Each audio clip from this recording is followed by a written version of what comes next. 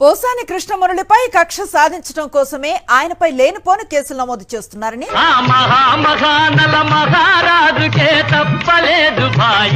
ఇదంతా లోకేష్ సూచనలతోనే జరుగుతోందని ఆరోపించారు మాజీ మంత్రి అంబటి రాంబాబు. మరి నువ్వు చెప్పలేదు భాయి, అది నా తప్పు కాదు భాయి. గుంటూరు జైల్లో పోసాని పరామర్శించారు ఆయన. ఇట అంబోతులా తిరుగుతున్నావే, మీ ఇంట్లో ఎవరు నిన్నేమనరా?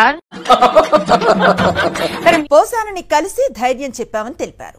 పోసాని కృష్ణమురళి గారు నేను ప్రత్యేకంగా వెళ్లి వారిని కలిసి వారికి ధైర్యం చెప్పడం జరిగింది. శిక్ష పడింది 6 ఏళ్లే. ఇందులో సత్ప్రవర్తన కింద 2 ఏళ్లు తీసేస్తారు. సెకండ్ సండేస్, పబ్లిక్ హాలిడేస్, చెత్తా చెదారం వీటి కింద 1 ఏడాది పోద్ది. మిగిలింది 3 ఏళ్లు.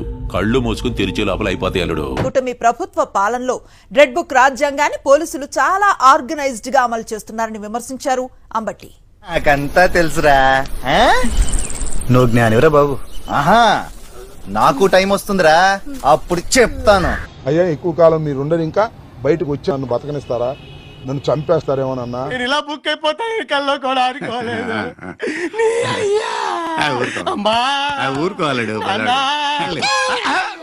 కక్ష కట్టారు ఈ ప్రభుత్వం, మా పిల్లలకి ఏమైనా జరుగుద్దా అని భయపడిపోతున్నారు. మరి ఈ బుద్ధి 1 సంవత్సరం ముందు ఉండుంటే ఈ బిర్యానీ బావాచి హోటల్లో కూర్చొని భోంచేసేవాడివి కదా.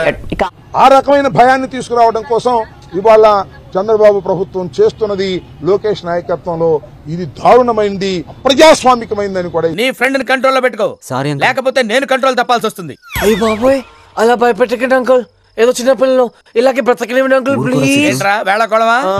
తప్పు చేసినా రైటు చేసినా అది న్యాయస్థానాలు నిర్ణయిస్తాయి తప్ప. మీరేం కంగారు పడకండి, అన్నిటికీ ఆ దేవుడే ఉన్నాడు. అంటే మీరు లేరా సార్? ఇలా కక్షగట్టి ఇక్కడికి అక్కడికి ఒక ఆర్గనైజ్డ్ గా ఆయన్ని వేధించాలనేటువంటి పరిస్థితుల్లో ఇవాళ ప్రభుత్వాన్ని చేస్తున్న. ఇదే ఉంది, ముందు బోల్డ్ వింతలు జరగబోతున్నాయి. ఈ భజన మొదలు పెట్టాడ్రా నాయనా.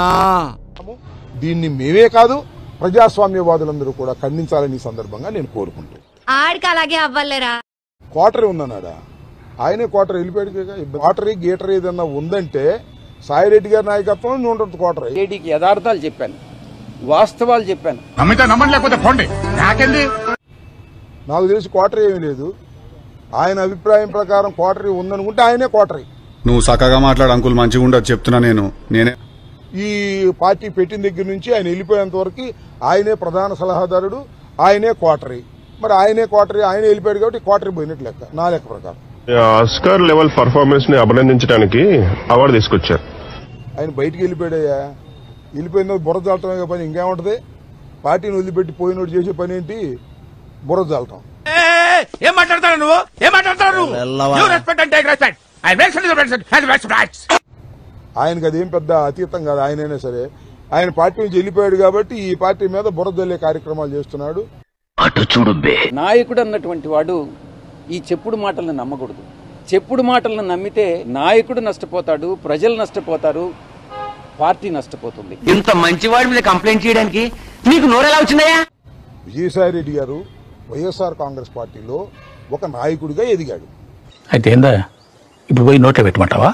వైఎస్ఆర్ కాంగ్రెస్ పార్టీ ప్రారంభమైన తర్వాత ఆయన దినదిన ప్రవర్ధమానంగా పెరిగాడు. ఈ రాష్ట్రంలో పార్లమెంటు సభ్యుడయ్యాడు. భూమికి బుట్టకు ముందే ఆయన పుట్టినాడు. పార్లమెంటు సభ్యులు అవ్వకుండా పార్లమెంటరీ పార్టీకి నాయకుడిగా కూడా వ్యవహరించాడు. వైఎస్ఆర్ కాంగ్రెస్ పార్టీలో కీలకమైన బాధ్యతలు చేపట్టాడు. కట్ట మీద కూర్చుని కోతలు కూసే దాంట్లో ఏముండదు గానీ నీళ్ళలో దిగితే తెలుస్తుంది అబ్బా లోతు. జగన్మోహన్ రెడ్డి గారికి లెఫ్ట్ చెవులోను రైట్ చెవులోను ఆయనే సలహాలు ఇచ్చేవాడు. ఏదన్నా క్వార్టరీ గేటరీ ఉందంటే ఆయనే క్వార్టరీ, ఇంకెవరు లేరు. ముందుండేవి మంచి రోజులు కాదు దేవరా. మన అనుకునే వాళ్ళెవరు మనోళ్ళు కాదు. నీ జాగ్రత్తగా ఉండాలి దేవరా. మరి ఆయన మాట్లాడుతున్నారంటే నేను ఏం చెప్తాను? ఇప్పుడు బలహీనంగా ఉన్నప్పుడు 100 మంది మాట్లాడతారు.